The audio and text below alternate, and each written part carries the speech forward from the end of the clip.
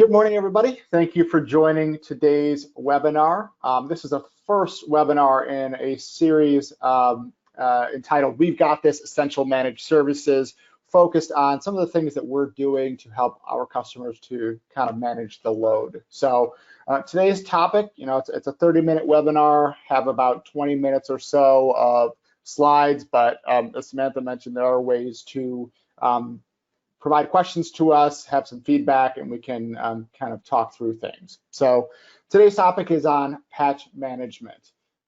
Just a real high-level view, though, of what the rest of the series looks like. Would love for you to register for all of these or any of these. You can complete the registration through our events page on our website and our hosted registration page on GoToWebinar. But in a couple of weeks, we'll be speaking about endpoint protection.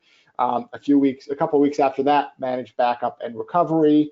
August 19th, we'll talk about security for Office 365. On September 2nd, we'll talk about security awareness and employee training. And then September 9th, breaking the trend of every 2 weeks, we'll talk about advanced security monitoring with a SIM solution. So as Samantha mentioned, we're recording all of these. We'll be posting a recap blog within about a day that has some of the nuggets from this, as well as a few other things and other assets to go along with this educational campaign. So hopefully you do have a chance to register from any of the other ones that interest you, and we'll see you on here. All right, from an agenda perspective, what I want to speak about today, we're going to cover off on the importance of patch management. I'm sure many of you understand this, at least at a high level, why it's important to stay patched, but I want to hammer that home. We'll talk about what effective patch management looks like, what makes an effective patch management program, and then we'll speak to what Peters and Associates is doing to help our customers. So I'm going to start off on some of the lessons that we learned from WannaCry. And if you don't remember, this dates back to May 2017, specifically May 12th of 2017 is when WannaCry really blew up. And it wasn't necessarily the first time that it had been spotted in the wild, but this was the most impactful of the attacks that we had seen and exploits we had seen with this WannaCry virus strain. And specifically on May 12th was when NHS, that's the UK's National Health Services, a number of hospitals were hit and were shut down. WannaCry had encrypted systems demanding between $300 and $700 in Bitcoin to decrypt systems. Overall, we're lucky, extremely lucky, that the damage was actually somewhat minimal. But in all, over 200,000 systems were hit, over 150 countries. Total, this is about the first month of researchers tracking the Bitcoin wallets of the ransom seekers, about $130,000 in ransom payment.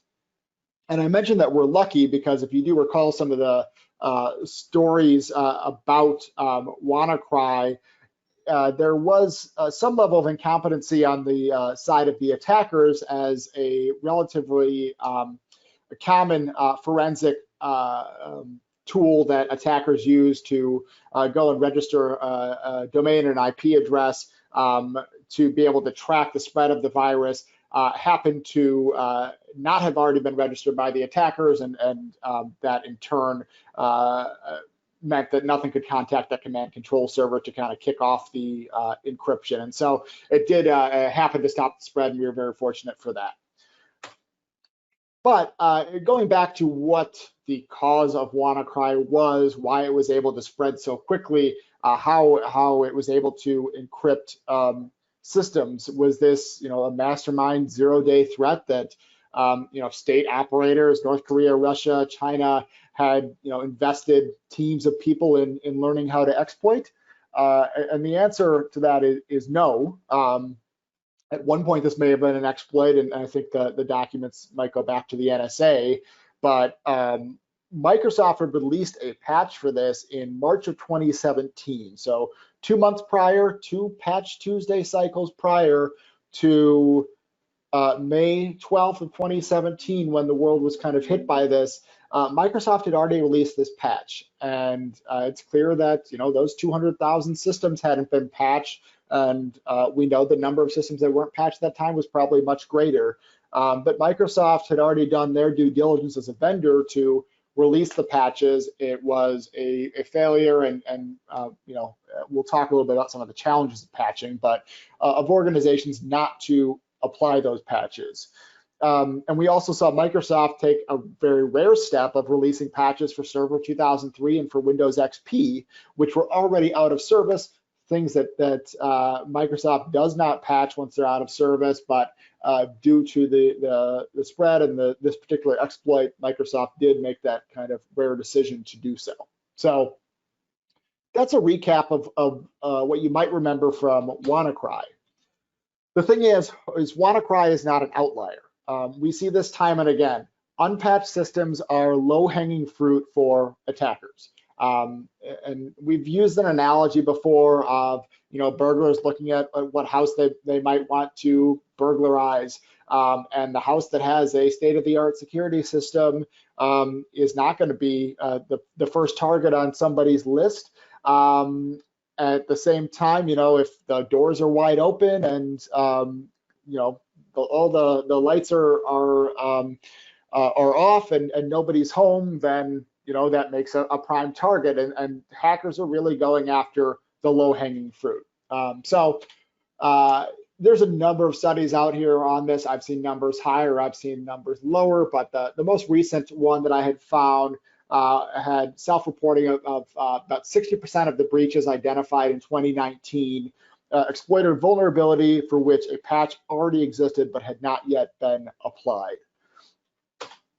And then another different story I want to kind of highlight here is a little bit tangential to patching generally, as it has to deal with upgrading. But in 2019, you might have been familiar with a ransomware strain called Emotet. Was targeting a vulnerability that existed in Windows 7, but not in Windows 10, and was pretty prominent in the early part of 2019. But what security researchers learned as they were looking at data for Q4 of 2019 is they saw a 70% decrease in the exposure and in the incidence of this ransomware strain, which they largely attributed to upgrading from Windows 7 to Windows 10. As you might remember, the end of support date for Windows 7 passed in January of 2020. So Q4 of 2019 saw quite a few organizations completing that upgrade to make sure that they were going to continue to get security updates. And this just happened to also plug a hole that that this Emotet virus was exploiting, and in turn they were able to avoid more exposure to this virus. So we know that hackers are strictly going after first going after this low-hanging fruit of unpatched systems and exploiting those first. So we've kind of laid out some of the importance, why patch management matters, why attackers are focused here first on the low-hanging fruit. Let's talk a little bit about what makes an effective patch management strategy. But before we touch on that, I want to focus on some of the challenges that you might face or other organizations have said that they face in terms of patching. So another statistic that I pulled from this 2019 study was a 34% increase in the time and cost to complete patching in 2019 versus 2018, as reported by these organizations that had responded. And I'll talk a little bit about some of the reasons for this, but this might be a reality that you're facing as well, is that the number of systems you're patching, the number of different applications you might be required to patch. And all of these numbers came in before COVID impacted operations and access to things and forced us, a lot of organizations, to implement work from home strategies and make that the primary focus of their IT support, while some other things may have fallen to the wayside. And so I think a lot of people understand we're seeing an increase in the amount of time it takes to manage all these different maintenance tasks. Another statistic that had come from this is 88% of organizations were reporting that there are coordination that needs to take place with other departments, which causes problems when it comes to patching. This might target larger organizations more so than, you know, a smaller, say, 5-server organization where most of the applications live within the purview of say, IT. But we definitely see this in organizations where maybe one group is responsible for an application that sits on the server. There has to be coordination for downtime for patching. A lot of organizations have issues with this and the ownership of that responsibility. And then some of you may have also experienced this. 74% of organizations say that they can't take critical systems offline to patch, which is definitely a process problem, might be a high availability issue, which should be focusing on making maybe systems more resilient. But a lot of organizations are saying that they're not taking critical machines offline in order to install patches, which Microsoft and other vendors would deem critical. So kind of in a nutshell for why we're seeing some of this stuff and what some of the concern is, I mentioned before, increasing number of devices that people are responsible for. Again, even, you know, this was a reality pre-COVID. Post-COVID, where, well, during COVID, where organizations now have work from home policies, where some orgs have now doubled devices as they've deployed workstations or laptops that now employees can take home, as opposed to having them remove a desktop or remove a different work PC from the office. So organizations are responsible for a growing number of devices, from workstations to servers to network devices to mobile devices to even IoT devices, which people are still trying to get their arms around securing those properly. Application and system responsibility conflict. This comes up when we talk about organizations and how they coordinate ownership of things, but really not having somebody who's responsible and owning the responsibility to patch servers or patch network devices on a set cadence really does cause problems for organizations, leaves them vulnerable and people unaccountable to making sure patching is occurring, making sure that we are in compliance, doing reporting on it. One of the other challenges that everybody faces and kind of goes hand in hand with the last set of slides that we looked at, the speed of exploit development. So we talked about it a little bit with 2 examples, but we mentioned, you know, kind of the low-hanging fruit that attackers go off of. Microsoft releases their patches on the 2nd Tuesday of every month. Attackers at that point know for sure what vulnerabilities Microsoft is aware of and have now released software to go and correct those vulnerabilities.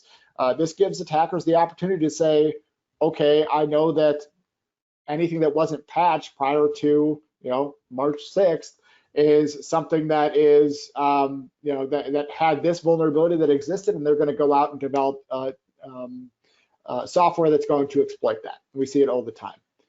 And then lastly is finding and prioritizing maintenance windows. This is definitely an organizational thing where patching is important. Leadership needs to understand why patching is important and make sure that you are able to find and use maintenance windows to patch critical systems and to apply those critical patches and security updates that come through.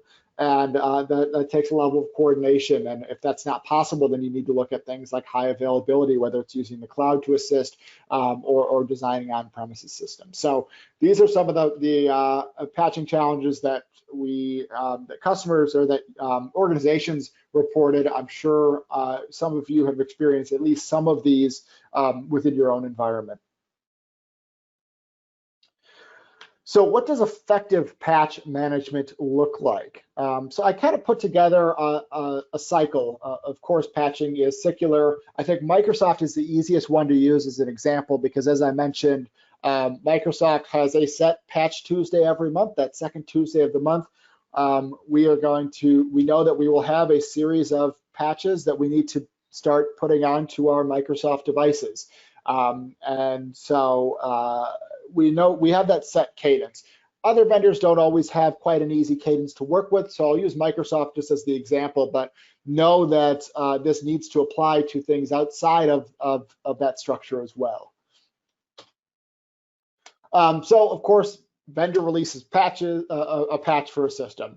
Before this, we know that there's security researchers that may have uncovered a vulnerability, or the vendor discovered the vulnerability on their own, or worst case scenario, an attacker discovered this vulnerability and they have started to exploit it in the wild, and researchers had to reverse engineer how it occurred.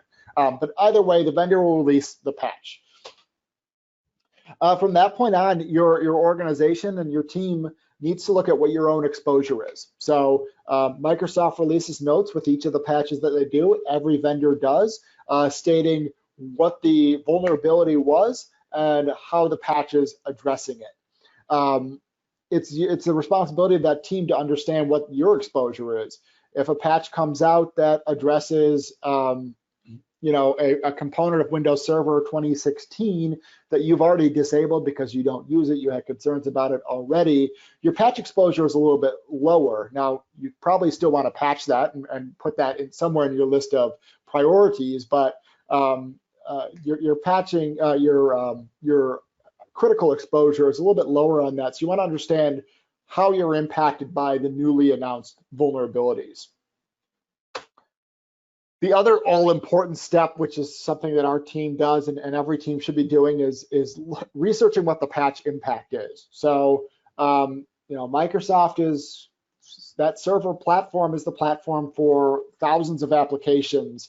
There's no way Microsoft is doing testing to make sure that every application is going to work properly once Microsoft pushes out this update. So it falls to the responsibility of your patching team to research and understand what might be the impact to our ERP system that maybe uses these functions, maybe not.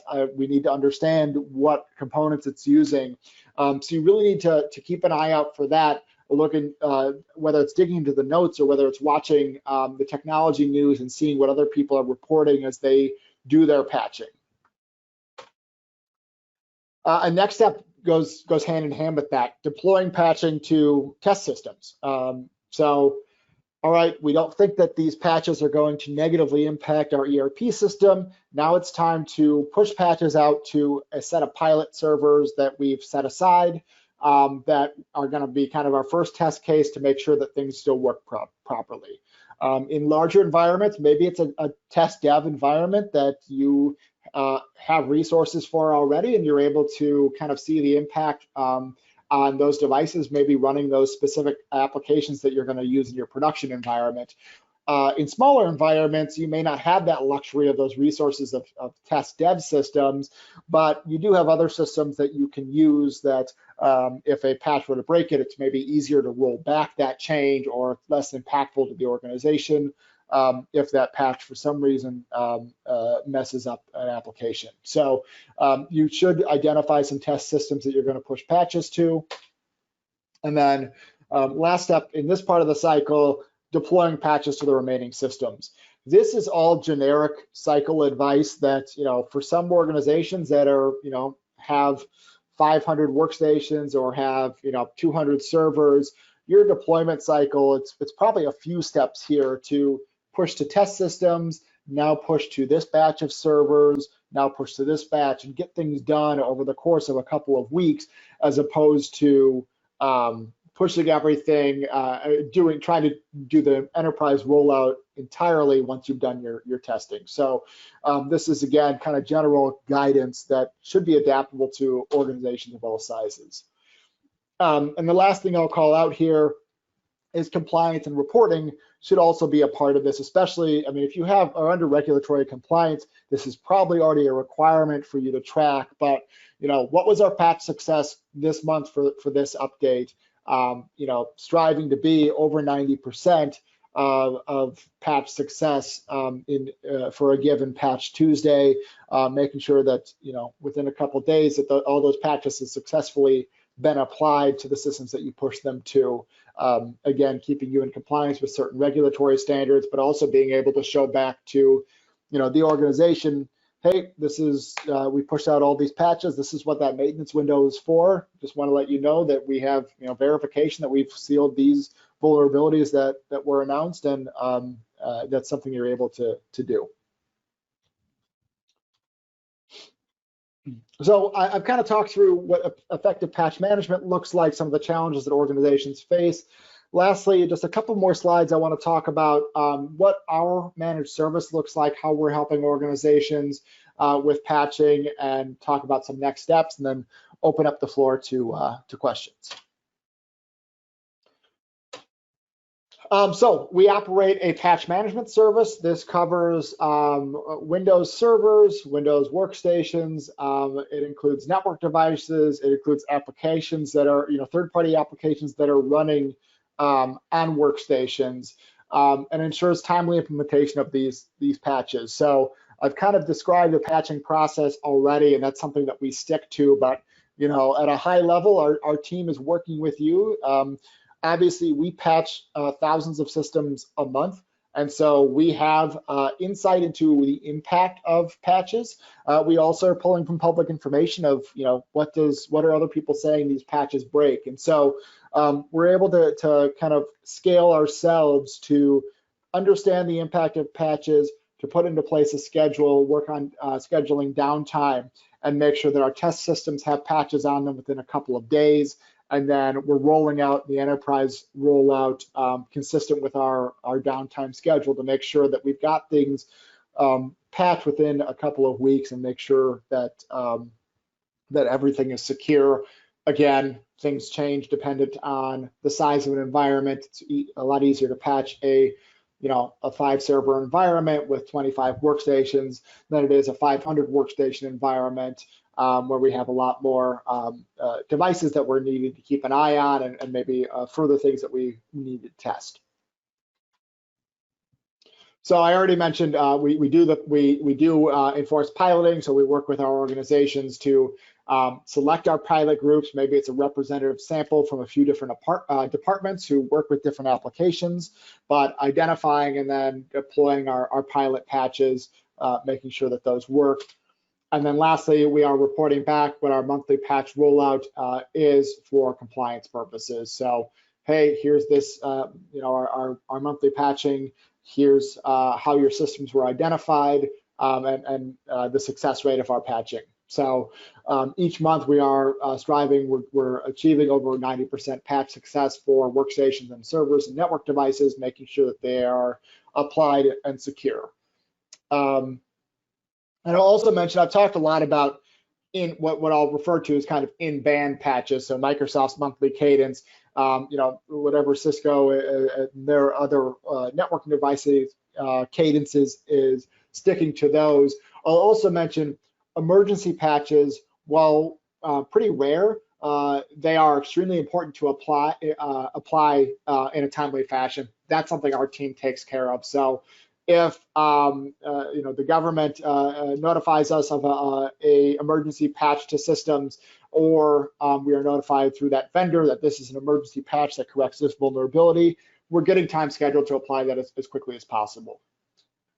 From a pricing perspective, it's going to vary depending on your environment size, and that's a discussion that we should have offline that can be scheduled with myself and with your account manager.